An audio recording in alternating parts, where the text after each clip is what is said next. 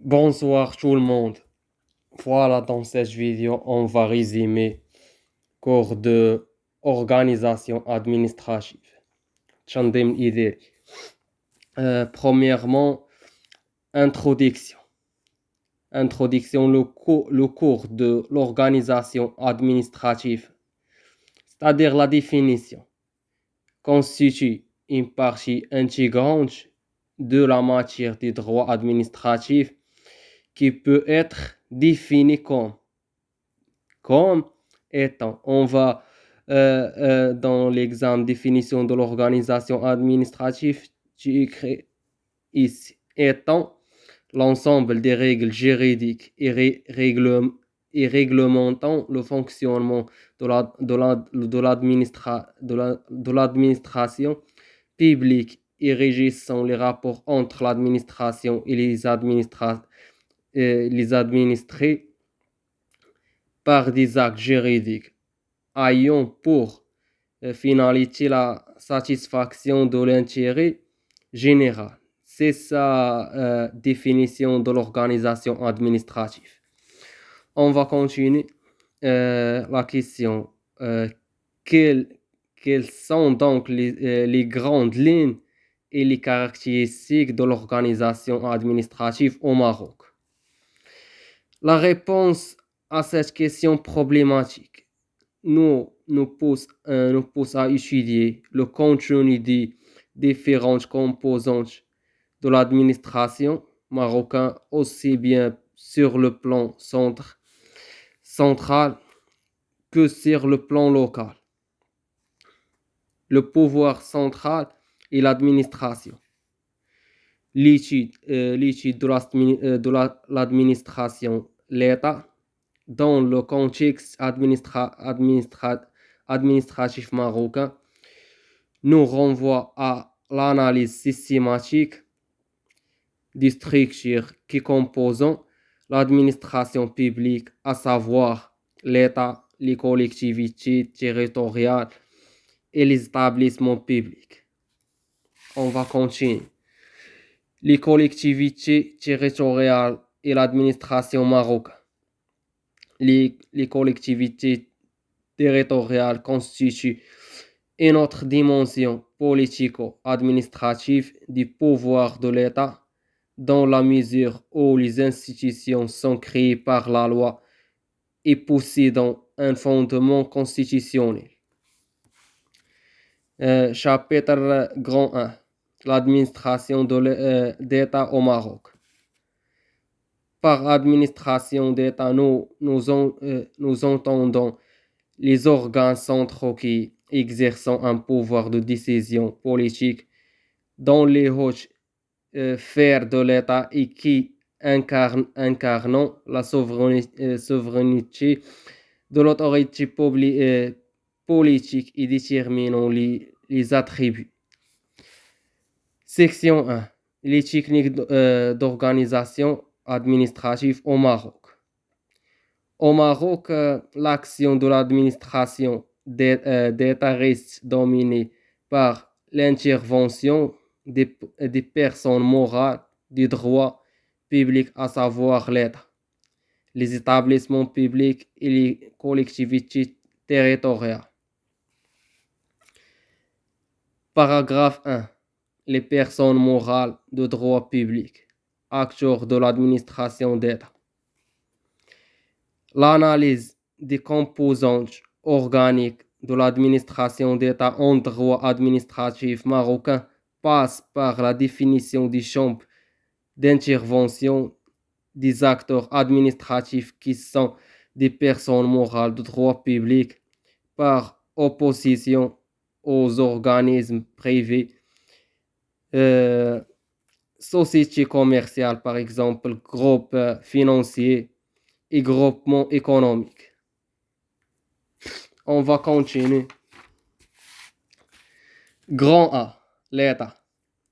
En se référant au droit constitutionnel, nous constatons que l'existence de l'État est subordonnée à la réunion de trois éléments: un territoire, une population et un pouvoir politique organisé. Grand B, les collectivités territoriales. Par la reconnaissance des collectivités territoriales, l'État admet l'existence d'un pouvoir politique autonome avec des institutions qui exercent des attributions à caractère économique et social propre, mais qui ne peuvent pas cons- euh, contester son pouvoir politique, étant donné que l'État reste le détenteur exclusif de la souveraineté politique. Grand C, les établissements publics. Les établissements publics constituent un nouveau monde d'action de l'administration publique au même titre que l'État et la collectivité territoriale. Paragraphe 2. Les structures théoriques de l'organisation administrative. Pour la réalisation de ces missions, l'administration d'État utilise les moyens humains et financiers nécessaires à la satisfaction des besoins de la population en termes de création et de gestion du service public et en faisant une promotion des investissements publics et privés dans le but de réaliser le développement socio-économique des territoires locaux aussi bien sur le plan communal, provincial, préfectoral que régional. Quand on va continuer, grand A, la centralisation administrative. La technique de centralisation des pouvoirs administratifs est très répandue dans l'État unitaire où l'État n'admet pas autonomie aux collectivités territoriales par opposition au l'État composé qui reconnaissant une très grande puissance aux instances de décision locale dans le cadre d'un fédéralisme politique où l'autonomie dépasse le cadre traditionnel de gestion administrative pour leur permettre des compétences législatives et exécutives au point de constituer des gouvernements locaux. Grand P, la décentration administrative. Devant les limites de la pratique de centralisation des pouvoirs qui sont ordre technique et se matérialisant par une forte concentration des pouvoirs de décision entre les mains de l'administration centrale ainsi que la négation de toute volonté de déconcentrer son autorité vers les centres de décision locaux par l'intermédiaire de la décentralisation. Section grande 2. Les manifestations de l'administration d'État au Maroc. Après avoir analysé les dimensions théoriques de la composition de l'administration de l'État, il devient impératif de se référer à une étude pratique qui traite un cas spécifique qui est celui au Maroc. On va continuer feuille 2, paragraphe grand 1. Les organes centraux de l'administration d'État au Maroc. Le Maroc moderne et indépendant a choisi la voie de la décentralisation pour cesser avec la pratique administrative qui correspondait à la nature des structures de l'État unitaire à travers une centralisation et une décentration du pouvoir politique entre les organes centraux de l'État. Grand A, les pouvoirs des rois. Le roi n'est pas une autorité symbolique, il exerce les larges pouvoirs selon la Constitution. Grand B, le gouvernement. Le gouvernement constitue un acteur politique déterminant dans le processus de décision au niveau des organes centraux de l'État. Grand C, les pouvoirs du chef de gouvernement. Pour analyser l'action du gouvernement au niveau politique, il est nécessaire de dégager les grandes lignes des pouvoirs du chef de gouvernement qui agit par voie de décret et des ministres qui prennent des arrêtés ministériels. La référence à ce niveau est fiche à la Constitution qui dispose que le chef du gouvernement nomme au emploi civil. L'article 80, 80, 91 de la Constitution 2011. Paragraphe grand 1. Les prolongements territoriaux de l'administration centre au Maroc. L'étude des composantes de l'administration d'État nous a permis de mettre le point sur les acteurs principaux qui prennent les décisions politiques et orientant la stratégie économique et sociale de l'État sur la base du pouvoir qu'il détient en vertu de la Constitution marocaine de 2011. Grand A. L'analyse de la politique de déconcentration des services de l'État. Au Maroc, la déconcentration administrative fait l'objet d'une nouvelle législation adoptée par le décret numéro 618 débarré grand 2 1440 26 décembre 2018 portant charte nationale de la déconcentration administrative qui définit le concept dans son article 3 comme étant la déconcentration administrative du service de l'État est un système d'organisation administrative accompagnant l'organisation territoriale décentralisée des royaumes fondés sur la régionalisation avancée est un outil principal pour la mise en œuvre de la politique générale de l'État au niveau territorial. On va continuer. Grand P. Le wali de la région et le pouvoir de coordination des services déconcentrés de l'État. Pour concrétiser les objectifs socio-économiques déterminés par les organes centraux de l'État, la technique de création des services extérieurs a vu le jour. Conclusion, c'est ça la dissertation. On va développement, introduction et le développement et la conclusion. L'étude de l'organisation administrative au Maroc nous a permis de comprendre les mécanismes institutionnels qui assurent son fonctionnement par l'intermédiaire des personnes morales des droits publics, à savoir l'État, les établissements publics et les collectivités territoriales. Chapitre grand 2. L'administration locale décentralisée au Maroc. Le fonctionnement du système administratif marocain se réalise à deux niveaux. D'abord, une administration centrale, dite l'État, qui fait appel à une forte centralisation des pouvoirs assouplie par la déconcentration administrative. Section grand 1. Les communes.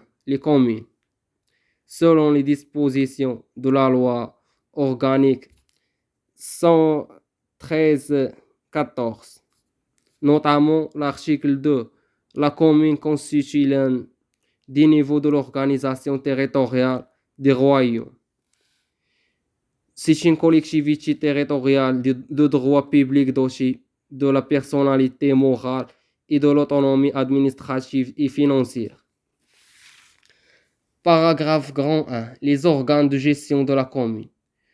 Pour que la commune accomplisse ses attributions, le législateur a élaboré un cadre institutionnel. Grand 1. La constitution du conseil communal. Le conseil communal représente l'organe central de gestion de la commune par l'intermédiaire de ses délibérations votées par ses membres qui doivent être élus selon une procédure juridique particulière qui commence par le dépôt de candidature au poste de la présidence à la détermination des membres du bureau composé respectivement des présidents et des vice-présidents qui disposent d'un statut juridique propre à l'exercice des compétences fixées par la loi au profit de la commune. Grand A. Le dépôt de candidature au poste de la présidence. Avant d'être élu, le président du conseil communal doit se conformer au formalisme, au formalisme juridique imposé par la loi organique 114,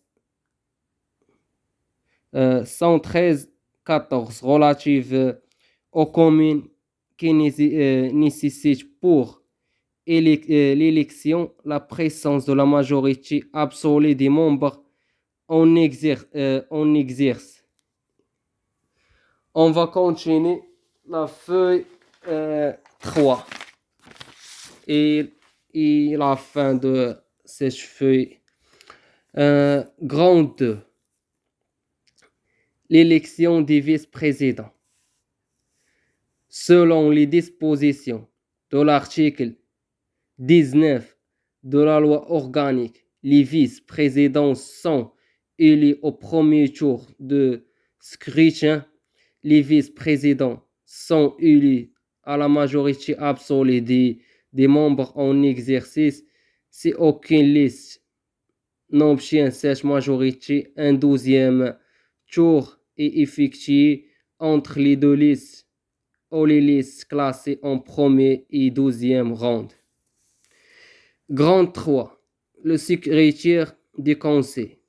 Selon les dispositions de l'article 23 de la loi organique, le conseil communal élit parmi ses membres en dehors ses membres du bureau un secrétaire chargé de la rédaction et de l'observation des procès-verbaux des séances élections. L'élection du secrétaire du conseil a lieu à la majorité relative des membres présents pendant la séance réservée à l'élection du vice-président. 3 points, etc. Un secrétaire adjoint chargé d'assister le secrétaire et le remplacer en cas d'absence ou d'empêchement. Grand 4. Les commissions permanentes. La loi organique 113-114 relative aux communes prévoit des commissions permanentes pour assurer le fonctionnement des travaux du conseil. Grand P. Les mécanismes de fonctionnement des communes. Une fois les organes de décision sont élus conformément à la loi organique, la commune peut exercer ses attributions et assurer son fonctionnement selon les règles établies dans le projet de règlement intérieur. Grand A. L'organisation du travail du conseil décision ordinaire. Pour exercer les attributions à caractère socio-économique et culturel, le conseil communal doit tenir les sessions ordinaires qui sont les ordres de 3 fois par an durant les mois de février, mai et octobre. L'article 33. Et chaque session ne peut dépasser 15 jours consécutifs conformément à la loi. Grand 2. Les délibérations du conseil. Pour l'exercice de ses compétences, le conseil doit se conformer aux dispositions de l'article 42 de la loi organique qui stipule les délibérations du conseil de la commune de sont valables qu'en présence de plus de la moitié des membres en exercice à l'ouverture de la session. Paragraphe 2. Les attributions du conseil communal et le contrôle de ses actions. Après la formation des structures de fonctionnement du conseil communal, la commune exerce les compétences qui lui sont attribuées par la loi organique dans le but de réaliser le développement socio-économique et territoire. Grand A. Les attributions du conseil communal portées et limites.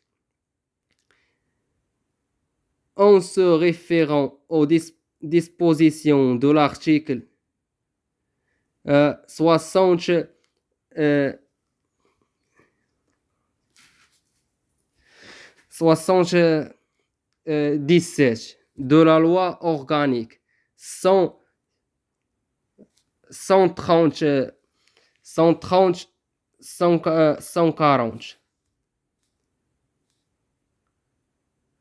113 114. Nous constatons l'ampleur des distributions accordées aux communes en matière de développement. On va continuer la fin de la feuille. Grand A. Les compétences propres. La loi organique relative aux communes détermine les domaines d'action dans lesquels les communes interviennent pour répondre aux besoins de la population locale. Grand 2. Les compétences partagées. En plus des compétences propres et spécifiques à la commune, la loi organique 113-114 relative aux communes prévoit également des compétences partagées avec l'État dans plusieurs domaines. L'article 87, notamment la création des maisons des jeunes, le développement de l'économie locale et la promotion de l'emploi, la création des bibliothèques communales, la création de centres sociaux d'accueil. Grand 3. Les compétences transférées. En vertu du principe de subsidiarité, la commune exerce des compétences transférées par l'État dans les domaines fixés dans l'article 90 de la loi organique qui dispose que ces domaines comprenant notamment la réalisation et l'entretien de l'ouvrage et l'équipement hydraulique de petite et moyenne envergure. Grand B. Les compétences des présidents du conseil communal. Selon les dispositions de la loi organique, la présidente organe élu parmi les conseillers communaux et investi de larges pouvoirs de décision, notamment l'exécution et délibération du conseil communal, l'article 94. On va continuer. Grand C. L'exercice du contrôle sur la commune. Théoriquement, la commune est une personne morale de droit public qui bénéficie à l'autonomie de gestion et de liberté. Toutefois, ce principe qui anime la politique et décentralisation subit des limites sérieuses dans la pratique en raison de la présence de plusieurs mécanismes de contrôle qui exercent sur son action. Grand A. Le contrôle administratif. En se référant à la Constitution, notamment l'article 145, nous constatons que le gouverneur est un acteur déterminant dans la gestion du conseil communal malgré l'existence d'un président élu. Grand 2. Le contrôle du conseil par le système de Pétition. La loi organique 113-114 relative aux communes prévoit un mécanisme de contrôle original et innovant pour permettre aux citoyens et aux associations apprécier et d'évaluer la gestion communale. Grand T. Les conventions de coopération et partenariat dans le but de réaliser des projets de développement socio-économique avec d'autres personnes morales de droit public, régions, provinces, préfectures, communes, secteur privé. C'est ça, on va terminer le cours résumé de l'organisation administrative. Toutes les questions sur l'examen, on va dans ces 3 feuilles. Bon courage à tous. On va voir sur la prochaine vidéo.